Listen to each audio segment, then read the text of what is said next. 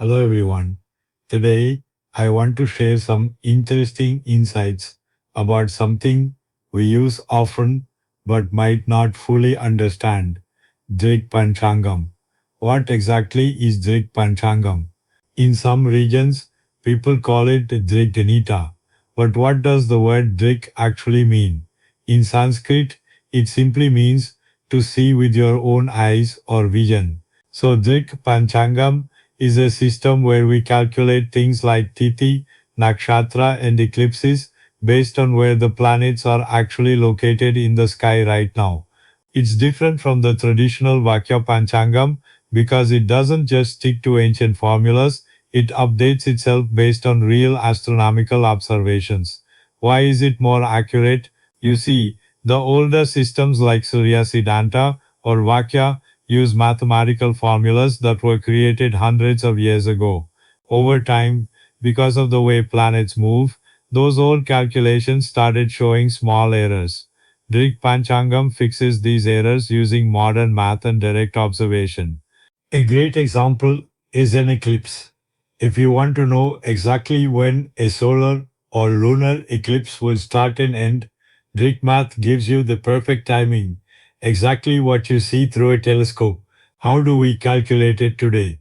Nowadays, we use advanced science. We take data from organizations like NASA and use models like VSOP and FK5 to find the true positions of planets. We then apply something called the Lahiri Ayanamsa to correct the Earth's tilt. This is how we get the five main pillars of the Panchangam, Tithi, Vara, Nakshatra, Yoga, and Karana with 100% accuracy. A bit of history. This isn't brand new though. It has a rich history.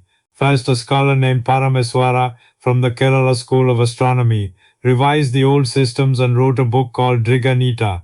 Later, a very important man named Chintamani Raghunathacharya, who lived between 1822 and 1880, played a huge role. He was the first assistant of the Madras Observatory and was actually the first Indian to discover a variable star. He worked hard to align our Panchangam with real sky positions. In 1877, even the Kanchi Kamakoti Pitham supported this accurate system. The debate, tradition versus reality. Now, here is the tricky part. Many priests still follow the old Vakya system because that's what their ancestors taught them. But history shows us it has flaws. For instance, in 1950, the Vakya system couldn't correctly predict an eclipse. I once spoke to a prominent Panchangam expert about this. The reality is, if priests switched to the Drik system, they would have to admit that their previous calculations were wrong. That's a hard thing to do for a long standing tradition. Why does this matter to you? Let's look at a practical example. Suppose there is a rule that you shouldn't get married during Kritika Nakshatra.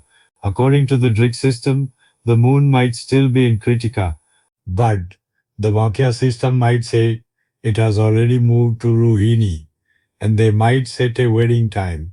Now, if we truly believe in the power of planets and stars, shouldn't we follow their actual positions rather than an outdated calculation?